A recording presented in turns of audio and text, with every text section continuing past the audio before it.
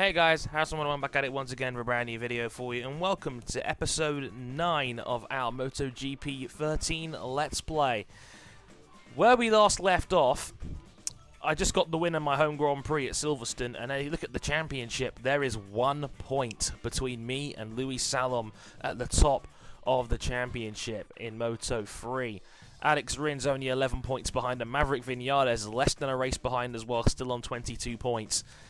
It is starting to look like maybe it's going to be a battle between me and Salom and the two Red Bull KTMs for the Drivers' Championship, which could be very, very interesting indeed. So, in case you're wondering, next on the calendar is Misano, as we head to northern Italy.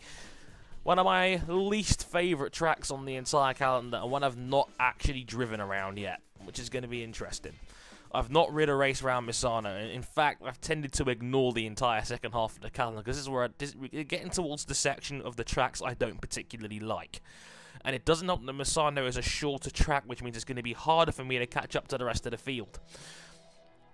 So I'm not feeling too confident going into this one, but I do really like Misano as a racetrack, so guess we just got to wait and see. But yeah, here is San Marino and the Misano circuit, and it's actually now, after his tragic death, just under 2 years ago now, it's now renamed the Marco Simoncelli World Circuit in tribute to his very short but incredible MotoGP career. I haven't really spoken about Simoncelli on camera before, but he was a great character, always smiling, always laughing, you know, had the big hair. Just a complete character as a rider, and you know, it's one of those things where he was such a nice guy, and he rode the nuts off that Gresini Honda he had. It wasn't the best bike; it was a satellite bike, but it was up there. He was challenging for podiums almost every race he was around. And he did a great job with that bike, and you know, he was a guy that, you know, maybe if he toned down the crazy just a little bit, he could have been a elite rider, no doubt about it. So just such a tragic shame we lost him at Sepang almost 2 years ago now. That's something that will stay with me for a long, long time as a racing fan. Just to see that happen was, I mean, when he crashed, like, it didn't. Again, it was one of those things like Alan Simonson. It didn't look that bad first time around. But then you see his helmet was not attached to his head. His helmet was knocked off in the crash, and it was flown about 50 feet away from where his body was. And that's when I knew that something really awful had happened. And I didn't even see the race live. I had to watch a rerun. It was too early for me. I woke up in the morning and I saw on the website Simoncelli died in hospital, and I'm like, oh no. My heart just sank. But rest in peace, Marco. You're a great asset to the sport, and you know, you'll be forever missed. Ugh, man, don't like talking about it, but we miss you, Marco. Ugh, now we got that out of the way. Well, I think out of the way is a little bit disrespectful, to be honest, but now that's been taken care of, I know people would ask me about this, because you guys always ask me great questions, and Simoncelli was something that's going to get a mention. But yeah, time for Misano. Wind's not looking too strong. Looks like it's an overcast. Chance of rain maybe, but so yeah, it's a dry track. It's just a little bit overcast, so shall we say. So I guess you've already worked out, with 6 races to go in the season, this is going to be the 3rd to last episode in this series. So I know people have been saying, oh, we're bored of Moto 3, you should have taken the crappy Moto 2 bike. Be patient. That's all I can say. 3 more episodes, and you'll see me in Moto 2. Promise. But yeah, talking about, okay, I didn't get a chance to do a race review, unfortunately, for Silverstone this past weekend. But it was a cracking race, and should we just give Marquez the championship now? The dude is on another level. I mean, we had the best qualifying session of the year to start out. I mean, Lorenzo gave it everything. Like, he did a 2:01.2, I think it was, around Silverstone, which I think was one of the fastest laps they've ever done around that track. Oh, but a nice undercut there. But, yeah, I mean, the thing was, like, Marquez almost matched it immediately. Lorenzo came back in, did a 2:08, and then Marquez did a 2:06. And the look of disgust on Lorenzo's face when he saw what Marquez was doing. It's like Lorenzo would put everything into that lap, and then he just saw Marquez beat it, and it was just like, you've got to be kidding me. I don't blame him. He must be thinking, what have I got to do to beat this man? Simple, pop his shoulder out by the looks of things, because in the warm-up session, he dislocated his shoulder. They popped it back in, put him on a couple of painkillers, and he was back on the bike and finished second and had a real good shot of winning. Okay, I can take that flat out. Sweet. That'll come in handy later. Not gonna lie, I like Misano. But anywho, as I was just saying,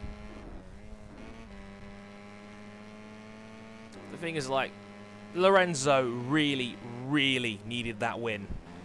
He was about to be 50 points off, which is the same as 2 full race wins. That would be terrible for him if that was to happen. That might be the end of his championship. Now he's got half a chance again, but he needs to win probably, I'd say, at least 4 of the last 8 to have any sort of chance. And hope Marquez has bad results early on. I think it's Marquez's to lose at this point. If the dude can dislocate a shoulder and finish a couple of bike lengths away from the win, that is scary. That is stupidly scary. The dude popped his shoulder out only like less than a few hours before the race start. Like about an hour or so. That's ridiculous. Then again, Marquez in general has been ridiculous. Oh, trying to get vulgar here. Not quite. But, you know, we might as well just give him the championship now. I mean, I've run out of superlatives for Marquez at this point. He's a monster. Like I said, I've said it before on video, I've said it before on social media. He might be the best natural talent this sport has ever seen. And like I said, I've seen Doohan, I've seen Kenny Roberts, I've seen Valentino Rossi. None of them has hit the sport with this kind of impact. To win 5 Grand Prix in a season as a rookie, to win 4 in a row as a rookie, you know, to be leading the championship, have a ridiculously high number of points, to finish on the podium 9 races out, I think 10 races out of 11 this season. Every race he's finished on the podium. That is insane. That is Sebastian Vettel like in 2011. That is just absolutely ridiculous. You can't beat something like that. He's a phenom. He's a phenom. There's no other word for it. But the only thing that really ever disappointed me other than that was Cal Crutchlow falling down the order. I mean, he qualified in an awesome 3rd place considering, you know, Pedrosa didn't have the best qualifying session. Even though his race pace was much better. Crutchlow falling down the order was a bit disappointing, and maybe it was the pain of his crashes and the longer run time that came back to bite him in the end, but I was really disappointed to hear that. You know, I think he finished 7th, and just generally speaking, off the pace, beaten by you know, Rossi, Bautista, and you know, guys who he has beaten before this season convincingly. Maybe the development of the tech-free bike has slowed down. Now they're thinking that Crutchlow might beat Rossi over the season. I don't know. It could be me just coming up with conspiracy theories. Oh, come on, Dre. Got to beat Salom. I've got to beat Salom up. He's leading the race. And I'm running out of corners here. But, yeah, I mean, Crutchlow falling back is not good. I think it's a bit of a British GP curse because, from what I hear, I don't think a British guy has finished on the podium at a home Grand Prix in 13 years. I think Jeremy McWilliams was the last guy to do it. I think it was 2000. I'm endoing all over the place. I'm desperate here. I don't want to finish 4th. Got one last chance here. Got a good drive out of that corner. There goes Vinales. There goes Rins. Yes, second. That'll do. Damage limitation. Oh, that was a brilliant last corner.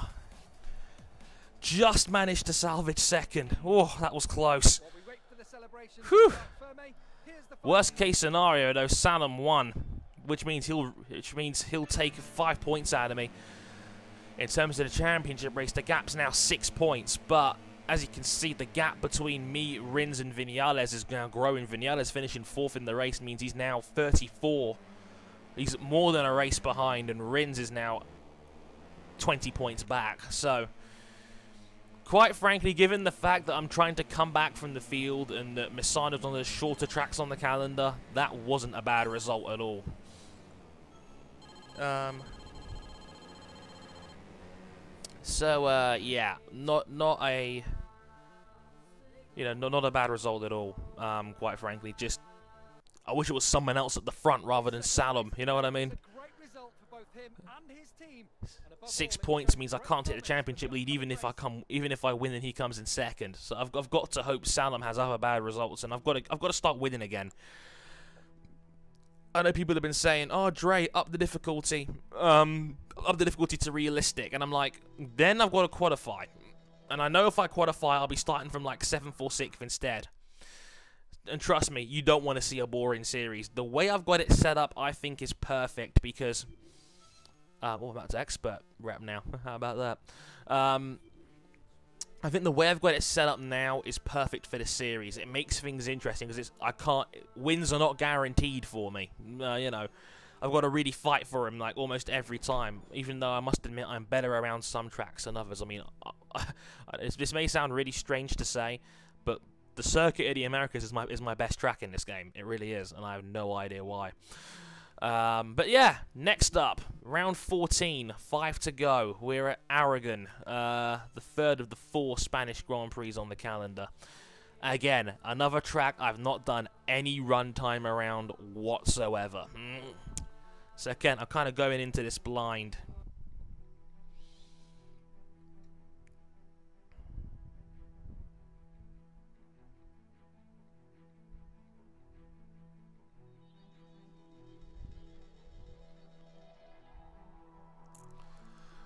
But yeah, I mean, I'm nervous now. I can't afford to keep botching up and finishing second or third. I need wins now. I'm in Jorge Lorenzo Demon mode at the moment, or was that Green Mamba mode or Black Mamba, whatever he calls himself. He's not Kobe Bryant.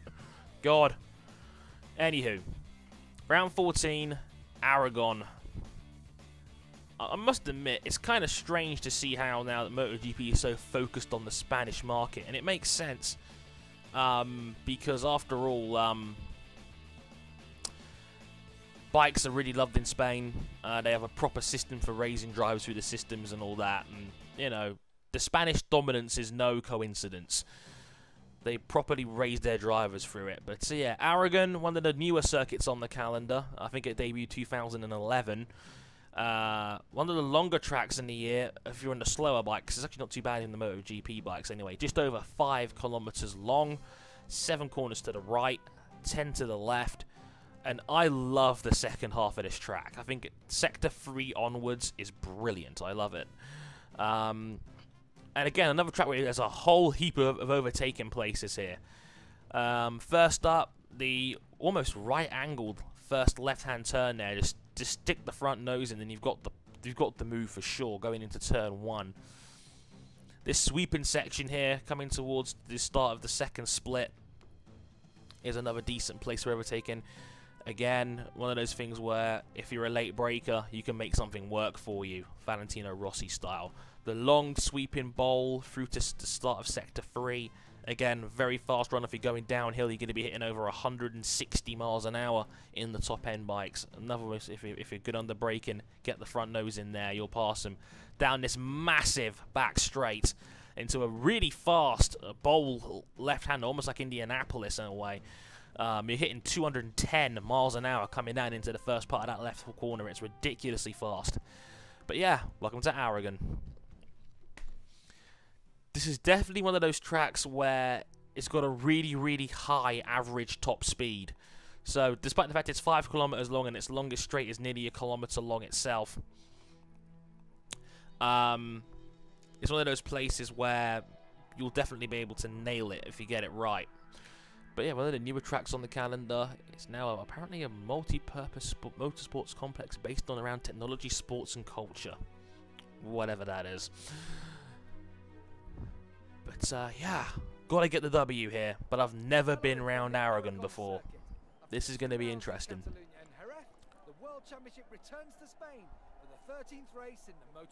What happened to all the nice weather in Spain anyway? It's been muggy the last 2 races down here now. Catalonia was like this. Jerez, I think, was bleak. And now Aragon's the same way too. It's ridiculous. Anyway. Aragon. This is an important one.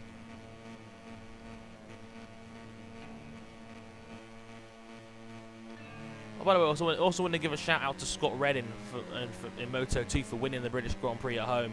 Nice to see that Redding's now got a real, legitimate, super strong chance of winning the Moto2 World Championship. People have asked me, like, how good do you think Scott Redding is? I think he's a very, very good rider. I've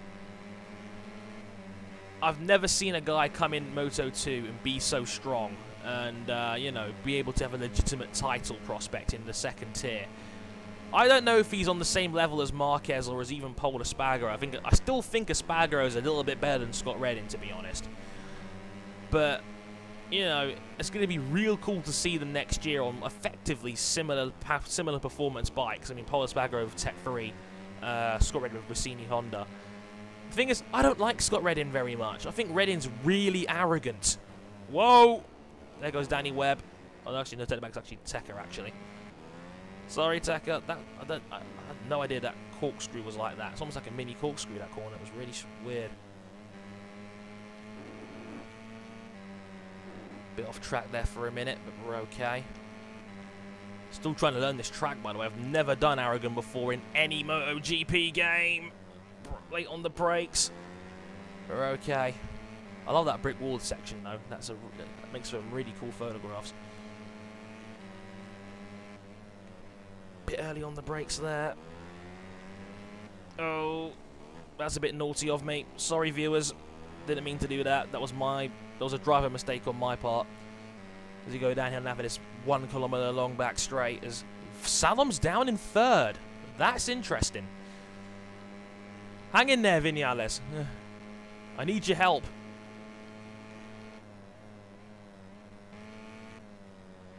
Is this long, sweeping left-hander. Can carry the speed out of that, and you get a massive slingshot down this back straight.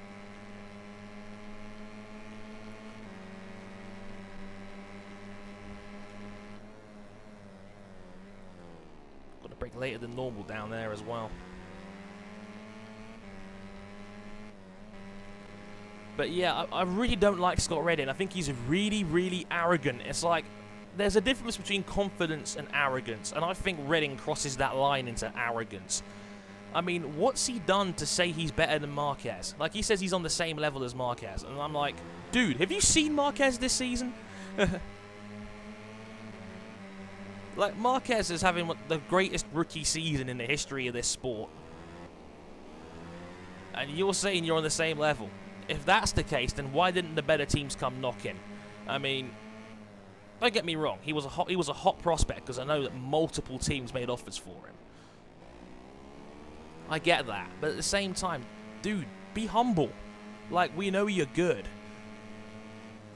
I mean, I just don't like the fact that he's so arrogant when, like, he's got that Jorge Lorenzo aura of cockiness about him.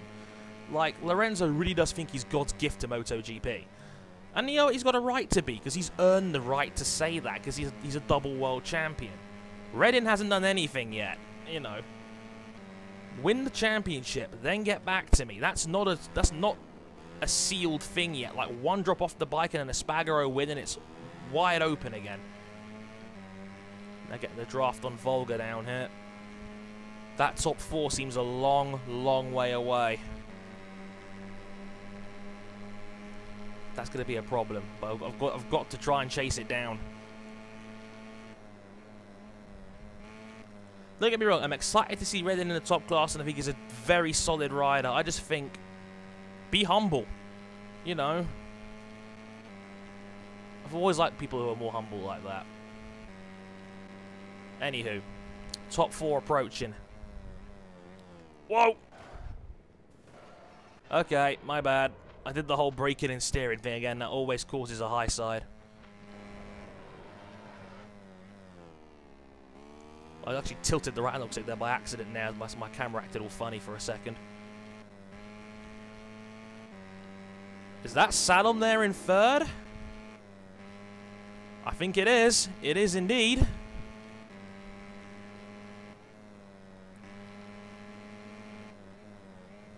Oh god, I went really wide around there. That didn't help, but I do see the race lead up there. Trying real hard here now. This is the part of the track I really don't like, the downhill like chicane down here. It's really, really tricky. How are we gonna get on the power? Bit wide again. Don't blow it for yourself, Dre. Come on. It's a bit wide again. Can you tell I'm pushing really hard here to try and get this win? Or at least overtake Salom? Like, I can afford to have Rins or Marquez or Vinales win. I just don't want Salom to finish ahead of me again.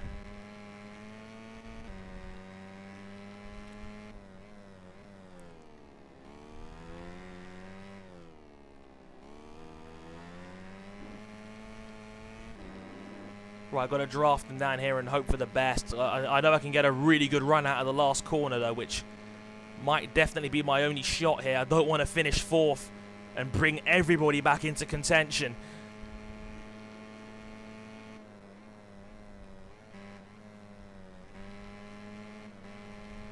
Hello, hello, here we go. Down the inside, Salom's gone. That's excellent. That's just what I needed. Shame it's not for the race win, but that'll definitely do. It's 3rd place. See what I'm saying, guys? These wins aren't legitimate. Like, this is the perfect difficulty setup for me right now. Wins aren't guaranteed, and you guys get exciting finishes. And there you go, 3rd place ahead of Louis Salom. So that'll bring the gap down, I think, to just 3 points. And once again, the whole field bunches back in. Salom's got the championship lead by 3 points. Rins only 13 behind, and now Vinales is back within a race win in 4th, only 22 behind. So again, it's a battle between 4 with 4 races to go. It's going to be very interesting to see what happens here.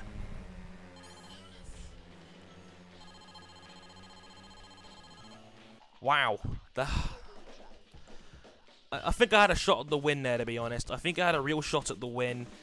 But I think I made too many mistakes on lap 3. I think lap 2 was definitely my stronger lap, and just couldn't quite get the maximum possible result in the end. But 3rd place will do. It's not bad at all. It's just I'm kicking myself just a little bit there for thinking I could have had a little bit more. You know, once you get that winning feeling, it's hard to shake it. You know, you want more. But yeah. There you have it, guys. 2 more races in the books. Next on the list, Sepang. 4 to go, everybody. It's going to be interesting. Anyway, I hope you enjoyed the video. Leave a like if you enjoyed. And, yeah, let me know what you guys have to say about the British Grand Prix and all that good stuff. I've been Harrison101. Thank you very much for watching. And I'll catch you guys next time. Sayonara.